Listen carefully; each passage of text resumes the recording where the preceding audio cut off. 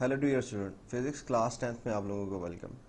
हम unit number 11 sound जो था उसे डिस्कस कर रहे थे और आज उसके चैप्टर की जो थ्योरेटिकल पार्ट है, उसका थ्योरी का पार्ट है, उसका लास्ट लेक्चर है हमारा। और acoustic, audible frequency range and ultrasound, ये छोटे छोटे से 3 टॉपिक हैं जो इस लेक्चर के अंदर इंशाल्लाह हम डिस्कस करेंगे। अकॉस्टिक का, ऑडिएबल फ्रिक्वेंसी रेंज का और अल्ट्रासाउंड का। इसमें से अल्ट्रासाउंड का टॉपिक जो है वो थोड़ा सा टेक्निकल है, जबकि अकॉस्टिक और ऑडिएबल फ्रिक्वेंसी रेंज का है जो टॉपिक है, ये जर्नल एक टॉपिक है जिसे हम आमतौर पे अपनी रियल लाइफ के अंदर काफ़ी दफ़ा ऑब्जर्व कर चुके हैं, लेकिन हमने कभी इस पर गौर नहीं किया कि अकॉस्टिक क्या होती है और ये मुख्तलिफ हॉल्स वगैरह के अंदर इस चीज़ को नोट करके बनाया जाता है। तो आज हम देखेंगे अकॉस्टिक क्या है, ऑडिएबल फ्रिक्वेंसी रेंज क्या है और अल्ट्रासाउंड क्या है। So first of all acoustic. Acoustic आमतौर पे अब दूसरे लफ्ज़ों में ये कह लें कि रिफ्लेक्शंस जो होती है उसको समटाइम वो सूटेबल नहीं होती। आप ऐसा कह लें कि अगर आप एक किसी हॉल के अंदर या मीटिंग रूम के अंदर हैं, तो वहाँ पे अगर आप एक रिफ्लेक्शंस होना शुरू हो जाए, साउंड जो है रिफ्लेक्ट होकर वापस आना शुरू हो जाए, तो वो बहुत डिस्टर्बेंस क्रिएट करती है। सो उसको रिड्यूस करने के लिए जो मेथड इस्तेमाल किए जाते हैं वो अकॉस्टिक्स जो है वो होता है। और इसकी इम्पोर्टेंस जो है वो आज हम के लेक्चर का जो टॉपिक है वो हमारा ये है। So the technique or a method used to absorb undesirable sound by soft and porous surface is called acoustic protection। कि जो अनडिज़ायरेबल साउंड होती है, मतलब रिफ्लेक्शन जो होती है, सम टाइम वो अनडिज़ायरेबल साउंड बन जाती है। जैसे सिनेमा हॉल के अंदर अगर आप मूवी देख रहे हैं या किसी कॉन्फ्रेंस हॉल के अंदर बैठे हुए हैं, तो वहाँ पे अगर रिफ्लेक्शंस होना शुरू हो जाए, जो स्पीकर है उसकी आवाज़ जो है वो रिफ्लेक्ट होना शुरू हो जाए, तो आप उसे अच्छे तरीके से समझ नहीं सकेंगे। सो उसको ख़त्म करने के लिए मुख्तलिफ़ तरह की जो टेक्निक्स इस्तेमाल की जाती हैं, जो सरफेस इस्तेमाल किए जाते हैं। फॉर एग्जांपल अगर आप सिनेमा हॉल के अंदर एक अच्छे सिनेमा में जाएं तो वहाँ पर आप उसकी वॉल्स को टच करें, तो वो आप देखेंगे वहाँ पे आमतौर पे क्लॉथ यानी कपड़ा लगा होता है और उसके ऊपर डिज़ाइन वगैरह बना होता है। सो वो सॉफ्ट होता है, वो जो सरफेस होता है उसको इस तरह डिज़ाइन किया जाता है कि उसकी जो रिफ्लेक्शंस हैं वो बिल्कुल ना हो, और जो आवाज़ एक दफ़ा प्रोड्यूस हो और वो अब्जॉर्ब हो जाए। या पोर्स बनाए जाते हैं, सुराख बनाए जाते हैं ताकि रिफ्लेक्शंस जो है वो एक्यूरेट ना हो। Reflection of sound is more prominent if the surface is rigid and smooth. वो कहता है कि अगर रिफ्लेक्शन उस वक्त प्रोमिनेंट होती है, ज़्यादा होती है, जब आपका जो सरफेस होता है वो रिजिड सख्त हो और स्मूथ प्लेन हो। And less if the surface is soft और इरेगुलर, और कम होती है अगर सरफेस जो है वो सॉफ्ट हो, यानी कि कपड़ा वगैरह का या पर्दे वगैरह का इस्तेमाल आप करें, तो वहाँ पे जो है वो सॉफ्टनेस आ जाती है, तो उससे रिफ्लेक्शन जो होती है वो कम हो जाती है, लेकिन वो बड़े हद तक कम हो जाती है। और इरेगुलर हो जाती है, मतलब वो रेगुलर नहीं होती। वो उसकी रिफ्लेक्शन जो होती हैं वो अपने एंगल जो होते हैं वो रिफ्लेक्ट कर लेती है। Soft porous materials such as the drapers and rugs absorb large amount of sound energy and thus quite echoes and softening noise। ये वही बात मैं अभी जो कह रहा था कि ऐसे मटेरियल इस्तेमाल किए जाते हैं कि जो कि साउंड एनर्जी को है जो वो अब्जॉर्ब कर लें, और उनके लिए कपड़े वगैरह इस्तेमाल किया जाता है, रग्स वगैरह का इस्तेमाल किया जाता है। उसके अलावा आप ऐसा कह लें कि मुख्तलिफ डिज़ाइनिंग वॉल्स जो होती हैं वो इस्तेमाल की जाती हैं, ना कि हार्डनेस जो है या रिजिड स्मूथ सरफेस जो होता है उसे कम से कम किया जाता है। सो वो इकोज और सॉफ्टनिंग नॉइस जो होता है उसको वो रिड्यूस कर लेती है। By using such material in noisy places we can reduce level of noise pollution. So noise pollution हर वो नॉइस है जो कि हमें डिस्टर्ब कर रही होती है, जो अनडिज़ायरेबल साउंड होती है वो बेसिकली नॉइज़ बन जाती है। सो यहाँ पे आपकी जो आवाज़ है वो रिफ्लेक्शंस जो है वो बेसिकली नॉइज़ पोल्यूशन क्रिएट करती है। सो उसको रिड्यूस करने के लिए जो चीज़ें इस्तेमाल की जाती हैं नॉइसी प्लेस को अब्जॉर्ब करने के लिए, तो ऐसे मेथड्स को हम बोलते हैं कि ये अकॉस्टिक प्रोटेक्शन जो है वो हम कर रहे हैं। If the surface of a classroom or a public halls are too absorbent, the sound level may be low for the audience। वो कहता है अगर बहुत ज़्यादा अब्जॉर्बेंस हो, उसके अंदर, आप सिनेमा हॉल के अंदर अगर आप सिनेमा हॉल के अंदर बात करें तो वो आपकी आवाज़ जो है वो बड़ी कम होती है। इसी तरीके से अगर एक कॉन्फ्रेंस हॉल है जो एक अच्छे तरीके से डेवलप हुआ है, वहाँ पे भी आवाज़ जो है वो अब्जॉर्ब हो जाती है, वो इतनी ज़्यादा नहीं होती, उसका लेवल जो होता है वो लो हो जाता है। Sometimes when sound reflects from the walls, ceiling and floors of a room, the reflection surface are too reflective and the sound become garbled. ये दोनों चीज़ों को डिस्कस कर रहे हैं साथ साथ, उसके प्रॉस भी और कॉन्स भी। अगर वो कहता है कि when the sound reflects from the wall, ceiling and floor of a room, अगर तीनों जगह से जो है वो आवाज़ जो है वो उसकी रिफ्लेक्शन होना शुरू हो जाए। फॉर एग्जांपल एक हॉल के अंदर अगर आप खड़े हैं तो उसके छत से भी सीलिंग से भी क्या रिफ्लेक्शन होना शुरू हो जाए, दीवारों से भी रिफ्लेक्शन होना शुरू हो जाए।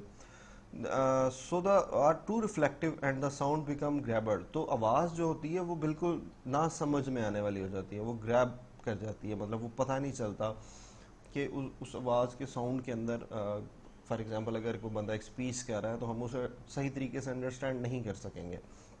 अगर तीनों जगह से अगर वो रूम जो है वो अकॉस्टिक प्रोटेक्शन उसके अंदर नहीं है तो फिर इस तरह के इश्यूज आते हैं।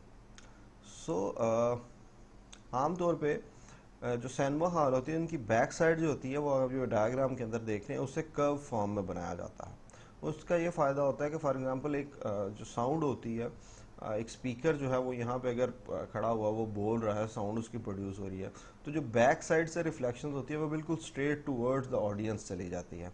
मतलब यहाँ से आवाज़ जो होती है उसके साथ टकराने के बाद वो वापस सोर्स की तरफ नहीं आती, जबकि वो ऑडियंस की तरफ चली जाती है। इसी तरीके से जो सीलिंग होती है उसे भी कर्व शेप में बनाया जाता है। उसका फ़ायदा ये होता है कि जो आवाज़ होती है वो ऊपर से reflect back towards the corner जो होते हैं उनकी तरफ चली जाती है। मतलब कि जो कॉर्नर साइड्स होती हैं वहाँ पे चली जाती है और वहाँ पे एब्जॉर्ब जो वो साउंड जो होती है वो उसकी रिफ्लेक्शन नहीं आती। अगर वो स्ट्रेट वॉल से जाकर टकराएंगे तो फिर वो रिफ्लेक्ट बैक होके आती हैं, लेकिन अगर वो कॉर्नर में जाकर टकराएंगी तो फिर वो रिफ्लेक्ट बैक नहीं होती। So this is the due multiple reflections called री रिवर्बरेशंस। सो मतलब ज़्यादा साइड से अगर फॉर एग्जांपल आपकी जो रिफ्लेक्शंस आ रही है तो उसे हम बोलते हैं कि ये रिवर्बरेशंस हो रही है। So in the design of a lecture hall, auditorium और a theatre halls, a balance must be achieve between the reverberations and absorption. So in दोनों के दरमियान जो रिलेशंस होता है वो कंट्रोल करके, यानी कि अब्जॉर्प्शन और रिवर्बरेशंस दोनों को बहुत ज़्यादा ना अब्जॉर्प्शन हो ना ही बहुत ज़्यादा रिवर्बरेशंस हो। सो हॉल जो होते हैं वो इनको इस फार्मूला के तहत जो है वो डिज़ाइन किया जाता है। सो जो आर्किटेक्चर्स होते हैं उनको इन चीज़ों का पता होता है, वो इसके अकॉर्डिंग टू जो है वो हॉल की डिज़ाइनिंग जो है वो करते हैं। So it is often advantages to place reflective surface behind the stage to direct sound of the audience. So जो बैक साइड होती है वहाँ पे रिफ्लेक्टिव सरफेस, यानी कि वहाँ से साउंड जो होती है उसे एब्जॉर्ब नहीं करवाया जाता, वहाँ से रिफ्लेक्ट करवाया जाता है टुवर्ड्स द ऑडियंस। यानी कि उसकी बैक साइड जो होती है साउंड की, सोर्स की जो बैक साइड यानी स्टेज की जो बैक साइड होती है, वो कोशिश की जाती है कि वहाँ से जो साउंड है वो रिफ्लेक्ट बैक हो और उसको एज एडवांटेज यूज़ किया जाता है। Generally the ceiling of a lecture halls, conference hall and theatre halls are curved so that the sound after reflection में reach all the corners of the hall. So इसी तरीके से जो ceiling होती है उसको भी इस तरह डिज़ाइन किया जाता है, जैसे मैंने इस डायग्राम के अंदर से भी आपको बताया था कि वहाँ से रिफ्लेक्ट बैक जो होती है वो टुवर्ड्स द कॉर्नर होना चाहिए, ताकि रिफ्लेक्शन जो है वहाँ से कम हो। अगर अब्जॉर्ब होना शुरू हो जाएंगी तो आवाज़ जो है वो बिल्कुल लो हो जाएगी, उसका लेवल लो हो जाएगा। लेकिन यहाँ से रिफ्लेक्शन इसलिए करवाते हैं कि टुवर्ड्स द कॉर्नर की तरफ इनका डिज़ाइन सेट किया जाता है, ताकि जो कॉर्नर में लोग बैठे हैं उनकी तरफ आवाज़ जो है वो रीच कर सके, पहुँच सके। Sometimes curved sound board are placed behind the stage so that sound after reflection distributed evenly across the hall. ये जो कर्व बैक साइड जो है वो डिज़ाइन की जाती है ताकि वो रिफ्लेक्शन जो है टुवर्ड्स द ऑडियंस की तरफ हो। सो ये अकॉस्टिक का हमारा टॉपिक था। इसके अंदर सिर्फ यही है कि जो हमारे यहाँ जो नॉइसेस होते हैं, नॉइस पोल्यूशन होती है, जो कि हम अनडिज़ायरेबल साउंड्स होती हैं या अनडिज़ायरेबल वॉइसेस होती हैं in the hall, in the conference hall, उनको रिड्यूस करने के लिए हम कौन कौन से मेथड इस्तेमाल करते हैं। सो उसके लिए बैलेंस रिवर्बरेशंस और अब्जॉर्प्शंस के दरमियान जो बैलेंस मेंटेन रखना होता है वो सबसे ज़्यादा ज़रूरी होता है, और उसी के अकॉर्डिंग टू जो है वो एक हॉल जो है वो डिज़ाइन किया जाता है। सो नेक्स्ट टॉपिक है हमारा ऑडियोबल फ्रिक्वेंसी रेंज। इसके बारे में आप अक्सर जानते हैं और आपको पता है कि ऑडियोबल फ्रिक्वेंसी रेंज क्या होती है, हम ऑलरेडी इसको डिस्कस कर चुके हैं। Sound is produced by vibrating body, इसमें कोई दो राय नहीं है। A normal human ear can hear a sound only if its frequency lies between 20 hertz to 20 kilohertz. ये आप बचपन से सुनते आ रहे हैं कि एक नॉर्मल ह्यूमन एयर जो है वो आवाज़ जो है वो 20 टू 20 हर्ट्ज किलो हर्ट्ज तक वो आवाज़ जो है वो सुन सकता है। मतलब इतनी फ्रिक्वेंसी की अगर एक आवाज़ साउंड प्रोड्यूस हो रही है, इतनी फ्रिक्वेंसी का एक सिग्नल है, तो वो उसको वो सुन सकता है। अ human air neither hairs a sound frequency less than 20 hertz nor a sound frequency more than 20 hertz 20 kilo hertz. So less than 20 hertz और मोर देन 20 किलो हर्ट्ज इंसानी कान जो है वो इससे ज़्यादा वाली फ्रिक्वेंसी की जो आवाज़ है या फ्रिक्वेंसी जो है उसे वो जज नहीं कर सकता, उसे नहीं सुन सकता। Different people have a different range of audibility. मुख्तलिफ लोगों की ऑडियोबिलिटी की रेंज, सुनने की क़ुव्वत समात जो होती है वो मुख्तलिफ होती है। For example it also decrease with age, उम्र के साथ साथ वो कम भी होती जाती है। Young children can hear sound of 20 kilohertz but old people cannot hear sounds even above 15 kilohertz। जो जवान आदमी होता है, एक यंग लड़का है इन योर एज, वो 20 किलोहर्ट्ज की आवाज़ जो है वो सुन सकता है, लेकिन एक मेरी तरह जो बूढ़ा आदमी है वो 15 किलोहर्ट्ज से ज़्यादा की आवाज़ जो है वो फ्रिक्वेंसी जो है बेसिकली वो नहीं सुन सकता। The range of a frequency which a human ear can hear is called the audible frequency range. किसी भी शख्स की जो क़ुव्वत समात होती है वो कितनी फ्रिक्वेंसी की आवाज़ जो है वो साउंड जो है वो सुन सकता है और कितनी की नहीं सुन सकता, उसकी जो रेंज होती है। फॉर एग्जांपल आपकी अगर रेंज है 20 टू 20 किलो हर्ट्ज या 20 टू 18 किलो हर्ट्ज, तो वो आपकी रेंज है। जितनी रेंज का सिग्नल जो है वो ऑडियो सिग्नल जो है वो आप सुन सकते हैं, वो आपकी फ्रिक्वेंसी रेंज कहलाता है। सो इससे इतना ही था जो हमारा टॉपिक है ऑडियो फ्रिक्वेंसी रेंज को। उसमें सिर्फ एक ही चीज़ है उसने डिस्कस की है कि जो ऑडियो की फ्रिक्वेंसी है वो 20 to 20 kilo hertz for a human ear इसके लिए है। अगर आपकी एज ज़्यादा है तो उसके साथ साथ आपकी जो रेंज है वो कम होती जाती है, वो 15 किलो हर्ट्ज तक चली जाती है। यंग पीपल जो हैं उनकी रेंज जो होती है वो स्ट्रांग होती है, वो more than 20 to 20 kilo hertz तक, more than 20 and less than 20 kilo hertz तक की फ्रिक्वेंसी जो है उसे सुन सकते हैं। सो जितनी रेंज एक पर्सन की होती है, जितनी फ्रिक्वेंसी रेंज वो हेयर कर सकता है, वो जज कर सकता है, उसे हम उसकी ऑडियोबल फ्रिक्वेंसी रेंज कहते हैं। नेक्स्ट टॉपिक है जी हमारा अल्ट्रासाउंड। अल्ट्रासाउंड अक्सर आपने सुना होगा कि इन मेडिकल टर्म्स के अंदर आप कहते हैं कि अल्ट्रासाउंड करवाने जा रहे हैं। अल्ट्रासाउंड साउंड से ज़्यादा ऊपर, यानी कि जो फ्रिक्वेंसी रेंज हम इस्तेमाल करते हैं 20 टू 20 किलोहर्ट्ज, इससे ज़्यादा की जो फ्रिक्वेंसी होती है, जो ऑडियोएबल फ्रिक्वेंसी से ऊपर की जो फ्रिक्वेंसी का एक चंक बनता है, उसे हम कहते हैं कि वो अल्ट्रासाउंड है। यानी कि उस फ्रिक्वेंसी को के हिसाब से इसका नाम रखा गया है। ऑडियोबल फ्रिक्वेंसी की रेंज से इस फ्रिक्वेंसी की रेंज ज़्यादा होती है। जहाँ पे ऑडियो ख़त्म होता है वहाँ से अल्ट्रासाउंड की रेंज जो है वो स्टार्ट होती है। सो इसे देखते हैं। Sound of frequency higher than 20 kilohertz which are audible to normal human ear are called ultrasound or ultrasonics। so मैंने कहा कि जहाँ पे इंसान की फ्रिक्वेंसी ऑडियोबल जो है वो रेंज ख़त्म होती है, वहाँ से नेक्स्ट जो अगला चंक आता है फ्रिक्वेंसी का, उसे हम कहते हैं कि ये अल्ट्रासाउंड है, तो उसे अल्ट्रासोनिक भी कहा जाता है। So uses of ultrasound, ultrasonic wave carry more energy and higher frequency than audible sound wave. Audible sound जो होती है, फॉर एग्जांपल एक ह्यूमन जो वॉइस है उसकी जो फ्रिक्वेंसी है वो 20 किलो हर्ट्ज तक होती है। 20 किलो हर्ट्ज से ऊपर वाली फ्रिक्वेंसीज को हम अल्ट्रासाउंड कहते हैं, और वो उन एनर्जी को ज़्यादा कैरी कर सकते हैं। उनकी जो फ्रिक्वेंसी होती है वो भी ज़्यादा होती है और वो एनर्जी को ज़्यादा कैरी कर सकते हैं, और उनका जो एम्पलीट्यूड जो होता है वो भी यानी कि एक शॉर्टर वेव होती है। आप ऐसा कह लें कि उसकी वेवलेंथ जो होती है वो थोड़ी सी शॉर्ट होती है, वो कम होती है। सो वो एनर्जी को ज़्यादा कैरी कर सकते हैं फॉर अ शॉर्ट रेंज। इसमें ये कंफर्म है कि फ्रिक्वेंसी जो होती है, अगर उसको अल्ट्रासाउंड वेव वो शॉर्ट रेंज तक, एक कम रेंज तक जो है वो ज़्यादा एनर्जी को कैरी कर सकते हैं। According to the wave equation v is equal to f lambda, the wavelength of ultrasonic wave is very small, यानी कि उसकी wavelength जो होती है अल्ट्रासोनिक की वो कम हो जाती है, and is a very useful for detecting very small object. So वो एक हेल्पफुल मटेरियल होता है कि स्मॉल ऑब्जेक्ट्स को डिटेक्ट करने के लिए। वो डिटेक्ट कैसे करता है कि फॉर एग्जांपल आपने फ्रिक्वेंसी का सिग्नल भेजा, वो टकरा के तो वापस रिफ्लेक्ट बैक होता है, और जब रिफ्लेक्ट बैक होता है तो आप उसे वापस रिसीवर की मदद से रिसीव करते हैं, तो आप के पास जितना सिग्नल रिसीव होता है आप उस हिसाब से अंदाज़ा कर सकते हैं कि आगे वाली चीज़ जो है उसका साइज़ क्या है, या उसके अंदर जो प्रोज एंड कॉन्स हैं, जो उसके नफ़े नुकसान हैं वो कैसे हैं। सो ये मुख्तलिफ सिनेरियो के अंदर मुख्तलिफ होता है। फॉर एग्ज़ाम्पल आप अल्ट्रासाउंड मेडिकली करवाते हैं, वहाँ पे हो रहा है। वैसे आपने किसी चीज़ को चेक करना है, जैसे इससे समंदर की डेप्थ को भी चेक किया जाता है, समंदर में मौजूद चीज़ों को भी चेक किया जाता है।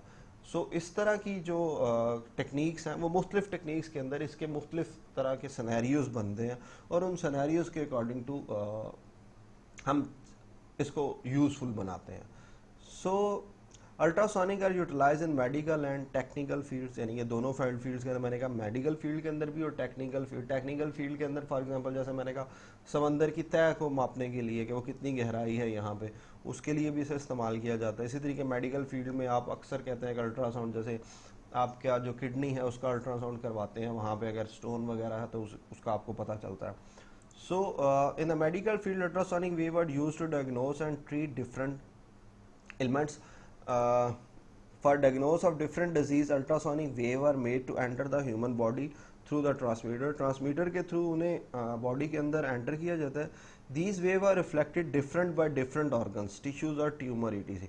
मुख्तलिफ मटीरियल से उनकी रिफ्लेक्शन जो होती है वो मुख्तलिफ होती है, और वो डॉक्टर जो होता है या वो जो आपकी वो मशीन लगी होती है, जो स्क्रीन होती है, वहाँ पे उसे डिटेक्ट कर लिया जाता है। मतलब फॉर एग्जांपल अगर आप किडनी का करवा रहे हैं और किडनी के अंदर आपके कोई स्टोन है, तो किडनी की जो मैस है, जो बाकी किडनी है, वहाँ से रिफ्लेक्शंस और तरह की होगी। वो हो सकता है वीक रिफ्लेक्शंस हो, लेकिन जहाँ पे स्टोन होगा वहाँ पे रिफ्लेक्शन जो होती है वो ज़्यादा, क्योंकि आगे रिजल्ट आ जाता है, स्टोन आ जाता है, तो वहाँ से रिफ्लेक्शन जो होती है वो ज़्यादा होती है। सो उस चीज़ को, उसकी रिफ्लेक्शंस को जज करके, चेक करके जो डॉक्टर है वो डायग्नोज करते हैं कि यहाँ पे इशू है या नहीं है।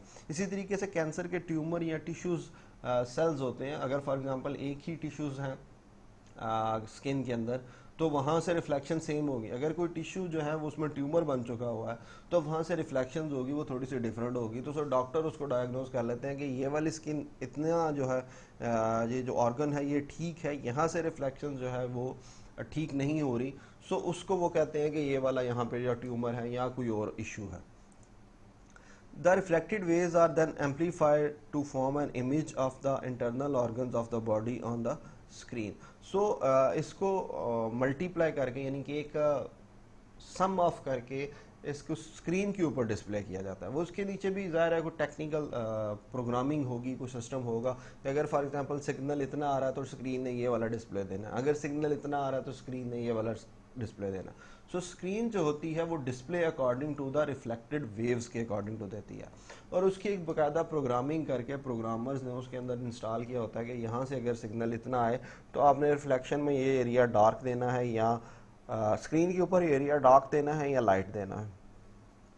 सो अगर आप इसके बारे में मज़ीद बेहतर तरीके से जानना चाहते हैं तो यूट्यूब के ऊपर आप जो अल्ट्रासाउंड का प्रोसीजर है उसको सर्च करेंगे, आप हाउ अल्ट्रासाउंड मशीन्स वर्क्स, तो आप इसको बेहतरीन तरीके से जो है वहाँ से डिटेल में जो है वो मेडिकली फील्ड के अकॉर्डिंग टू उसकी टर्म्स जो होती हैं, या आप ऐसा कह लें कि अल्ट्रासाउंडिंग प्रोग्रामिंग जो है उसे सर्च करें तो वो आपको एक अच्छा मटेरियल वहाँ से मिल जाएगा। मैं रिकमेंड करूँगा कि आप उसे ज़रूर फाइंड आउट करें कि अल्ट्रासाउंड वेव्स जो होते हैं, अल्ट्रासाउंड जो होते हैं वो मशीन वो कैसे वर्कआउट करती है।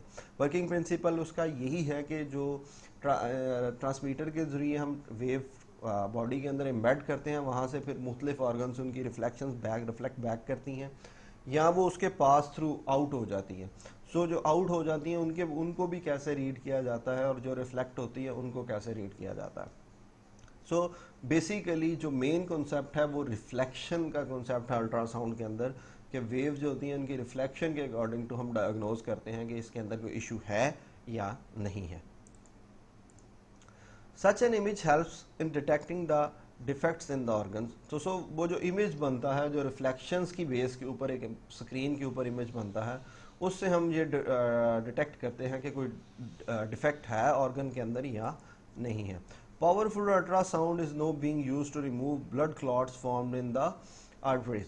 सो आर्टरीज के अंदर जो ब्लड क्लॉट्स बन जाते हैं, कि खून के जो आप ऐसा कह लेंगे जम जाता है, उसके क्लॉट्स बन जाते हैं, वो खून के लुथड़ा सा बन जाता है, उसको ख़त्म करने के लिए अल्ट्रासाउंड जो होता है उनको उसके पावरफुल उनकी पावर को इंक्रीज़ कर दिया जाता है, तो वो इस्तेमाल किए जाते हैं। तो हिट करते हैं उनको तो वो क्लॉट्स होते हैं वो डैमेज हो जाते हैं। इसीलिए अल्ट्रासाउंड जो होता है वो उसकी वेव्स जो होती हैं वो डेंजरस भी होती हैं फॉर ए हेल्दी पर्सन। फजूल में अल्ट्रासाउंड जो होता है वो नहीं करवाना चाहिए। Ultrasound can also be use to get the pictures of thyroid gland for diagnose purpose. Thyroid gland यानी कि गले के अंदर ये एक थायराइड होता है, ठीक है, उसको डायग्नोज करने के लिए उसके लिए भी अल्ट्रासाउंड इस्तेमाल किया जाता है। मतलब अब तो तकरीबन हर फील्ड, हर इश्यूज़ के लिए हम अल्ट्रासाउंड जो होता है वो हम करवाते हैं। किडनी हो जाए आपका, उसके बाद आपका क्या उसे कहते हैं, किडनी के साथ भी, जिगर के साथ भी, मैदे का भी अल्ट्रासाउंड करवाते हैं। इसी तरीके से आप चेस्ट का अल्ट्रासाउंड करवाते हैं। जो प्रेगनेंसी के दौरान भी फीमेल्स का जो है वो अल्ट्रासाउंड किया जाता है।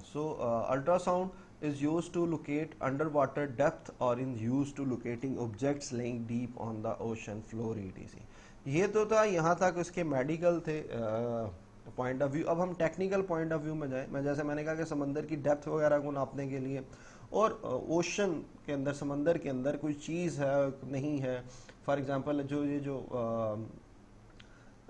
तैराक होते हैं या ऐसे लोग जो समंदर को रिसर्च कर रहे होते हैं, मुख्तलिफ जो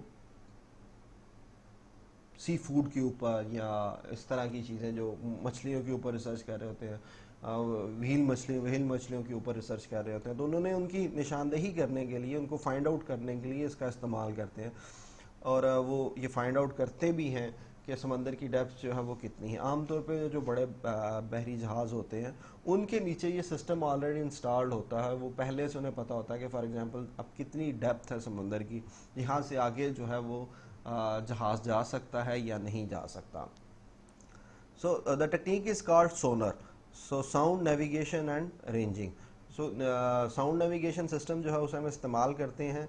साउंड नेविगेशन यानी कि ये वाली अल्ट्रासाउंड वेव्स जो होती हैं, इन्हीं की मदद से अगर हम नेविगेट करें समंदर की तह को, तो इस सिस्टम को हम कहते हैं कि ये सोनर है।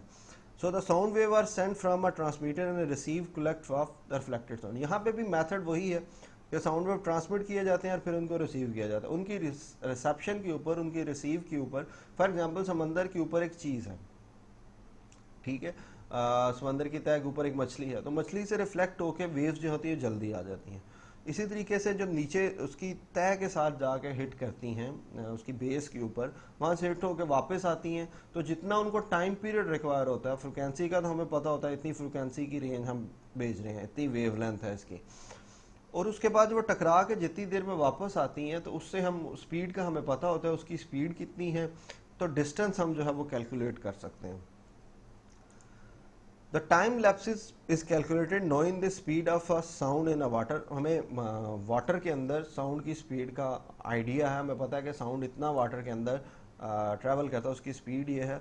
कितना टाइम लगता है उसको, उस टाइम के अकॉर्डिंग तो हम जो है वो डिस्टेंस कैलकुलेट करते हैं। The distance of the object from the ocean surface can be estimated. Sonar ranging is also use to see the shape and size of the object. ये इसके लिए भी इस्तेमाल किया जाता है, शेप और साइज, क्योंकि जो रिफ्लेक्ट बैक होके आती हैं वो उससे का साइज और शेप दोनों चीज़ों का आइडिया हो सकता है। फॉर एग्जांपल अगर समंदर के अंदर एक व्हेल मछली है तो उसकी बॉडी जो है उसके अकॉर्डिंग टू रिफ्लेक्शंस होगी, और जैसी वो रिफ्लेक्शंस होगी बिल्कुल उसकी रिफ्लेक्शंस के अकॉर्डिंग टू ही हम आइडिया करेंगे, अंदाज़ा करेंगे कि इसका साइज़ कितना है, कितनी रिफ्लेक्शन हुई, और ये कौन सी चीज़ है। आमतौर पे आइडिया होता है, क्योंकि सिस्टम के अंदर ये चीज़ें इंस्टॉल होती हैं, क्योंकि जब सिस्टम बनाया जाता है तो व्हेल मछली या दूसरी चीज़ों से रिफ्लेक्शंस लेके उनके इमेजेस जो होते हैं वो क्रिएट कर लिए जाते हैं। उन्हीं इमेजेस के अकॉर्डिंग टू वो जज किया जाता है। So cracks appear in the interior or moving part of a high-speed heavy machines such as turbines, engines of ships and airplanes due to excessive use. So वो कहता है cracks appear in the interior of moving parts of a high-speed heavy machinery such as turbine engines of ships and airplanes due to the excessive use. सो कहता है कि अगर इनका excessive use किया जाए तो वो क्रैक्स भी पड़ जाते हैं, वो डैमेज होने का भी खतरा होता है. These cracks are not visible for outside but they can be very dangerous. Such cracks can be detected by ultrasonic. So अगर वो कहता है कि कुछ ऐसी मशीन्स होती हैं जो बहुत बड़ी मशीन्स होती हैं जो कि बज़ाहिर उनके क्रैक्स जो होते हैं वो नहीं दिखाई देते, तो उनको भी अल्ट्रासोनिक वेव्स के ज़रिए, क्योंकि ये बहुत इनका साइज स्मॉल होता है, तो ये स्मॉल जो छोटे क्रैक्स होते हैं उनके अंदर ये घुस जाती हैं, वहाँ से रिफ्लेक्ट बैक नहीं होती. सो फॉर एग्जांपल अगर एक सरफेस के ऊपर हम वेव्स ट्रांसमिट कर रहे हैं तो वहाँ से सारी रिफ्लेक्शंस बैक होनी चाहिए. अगर कुछ वेव वहाँ से रिफ्लेक्ट बैक नहीं होती है, वो एब्जॉर्ब हो जाती हैं, सो उनके एब्जॉर्ब होने से हमें पता चल जाएगा कि ये वाला सरफेस जो है ये स्मूथ नहीं है. सो हम उसको स्मूथ भी कर सकते हैं. अगर उसमें कोई क्रैक है तो उसे भी फाइंड आउट किया जा सकता है, क्योंकि क्रैक के अंदर वेव जो है वो एम्बेड हो जाएगी. So a powerful beam of ultrasonic is made of to pass through these defective parts. While passing, these waves are reflected by the surface of these cracks and flaws. The compression of the ultrasonic wave reflected from the cracks and from the surface of these parts can give a clue of the extension of cracks, germs and bacteria in the liquid and also be destroyed by using high density ultrasonic wave. सो वो कहता है cracks के अंदर जो germs हैं या bacteria हैं उनको भी अंदाज़ा लगाया जा सकता है, उन्हें लिक्विड के अंदर हैं या वो किस वजह से वो डिस्ट्रॉय कर रहे हैं, उनकी इंटेंसिटी का भी पता चल सकता है. सो अल्ट्रासोनिक वेव्स जो हैं बेसिकली वो हमें इंडिकेशंस जो हैं वो प्रोवाइड करती हैं. वो किसी भी तरह के इंडिकेशंस होते हैं, वो टेक्निकल इंडिकेशंस भी हो सकती हैं, वो मेडिकल इंडिकेशंस भी हो सकती हैं. सो ये हेल्पफुल है, लेकिन इन सम सिनेरियो ये डेंजरस भी होती हैं. फॉर एग्जांपल अगर आप बिल्कुल हेल्दी हैं और आप अल्ट्रासाउंड रेगुलर करवा रहे हैं तो ये आपके जो ऑर्गन्स होती हैं उनको कोई ना कोई डैमेज करने के लिए का भी सबब बन सकती हैं. सो आज का जो हमारा लेक्चर था वो इतना ही था. इसके अंदर ये जैसे मैंने बोला कि आपको बोट या एक शिप जो होता है उसके अंदर भी हम ये वाली टेक्नोलॉजी इस्तेमाल करते हैं. यहाँ से एक ट्रांसमीटर होता है और दूसरा रिसीवर होता है, और इन्हीं ट्रांसमिशन और रिसीवर की बेस के ऊपर साउंड की वेव मेथड, इको मेथड के ऊपर भी हम इनकी डेप्थ का अंदाज़ा लगा सकते हैं और हम ये देख सकते हैं कि इस बोर्ड को अब आगे मज़ीद जाना चाहिए या नहीं जाना चाहिए. सो आज का जो लेक्चर है हमारा इतना ही था. ये चैप्टर जो है हमारा इसका थ्योरेटिकल पार्ट कंप्लीट हुआ. आज आपका क्विज़ भी है. सो आज क्विज़ जो है वो आपका 12 बजे के करीब अपलोड होगा, कल सुबह 12 बजे तक रहेगा. इसमें आपके कल से न्यूमेरिकल स्टार्ट हो जाएंगे. 8 न्यूमेरिकल हैं, 4 हम कल करेंगे और 4 परसों करेंगे.